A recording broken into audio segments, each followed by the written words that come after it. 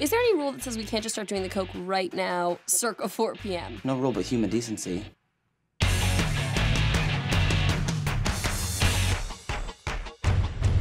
The Coke episode was some of the most fun I've ever had shooting. Firstly, Andrew Rannells is like the funniest, greatest man alive. He is like a true show business personality, and we have so much fun together. We love to improvise, we love to sing, we love to dance, and that's what this episode was. We're the sexiest people here. Because we are the sexiest non-sexual couple this club has ever seen. The day that we shot in Greenhouse, which was the club where we have the multitude of extras and where we're snorting mad coke off the toilet seats, was definitely intense. We were dancing from like 8 a.m. to 6 p.m., just like dripping sweat, getting ground by people we didn't know. I'm pretty sure the extras were all like making babies. It really seemed like we should be paid for like an eHarmony type situation because of the amount of fun they were having.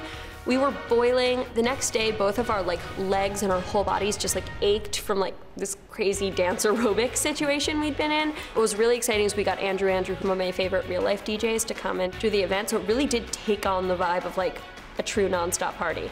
Trivia fact, 3 days later, Drake and Chris Brown got in a terrible brawl in that very space. So we just missed the Drake-Chris Brown brawl by 3 days. I like to think I caused it, but I haven't gotten any verification on that yet.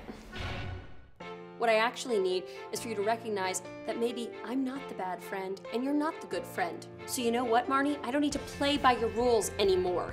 I don't think either Hannah or Marnie is a particularly good friend. I think that Marnie has a lot invested in the idea that she's a good friend, and she has a lot of rules about what friendship entails, and Hannah feels really limited by that. But by the same token, Hannah goes where she wants when she wants to, she flakes out on people, she doesn't return calls, she says she'll show up places and she doesn't. Like, they're both equally maddening, and they're not really looking at who the other actually is, and that struggle, to me, is a huge part of what the show is about. Okay, fine. I'm not a good friend.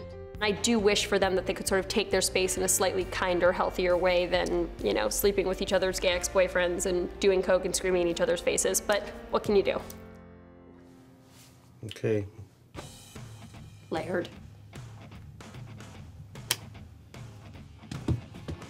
Hannah has a tendency, which can be kind of tragic, to live outside her own experiences, especially her own sexual experiences. So when she does something like, you know, lick Laird around the perimeter of his mouth or whatever repulsive thing she's doing this episode, it really comes from a place of feeling like there's sort of like a quota of sexual behavior she needs to fill. I mean, she's not sexually attracted to Laird.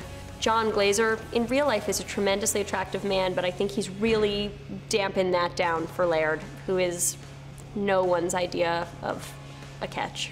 Oh. It's just for tonight, though, okay? Yeah, that's fine.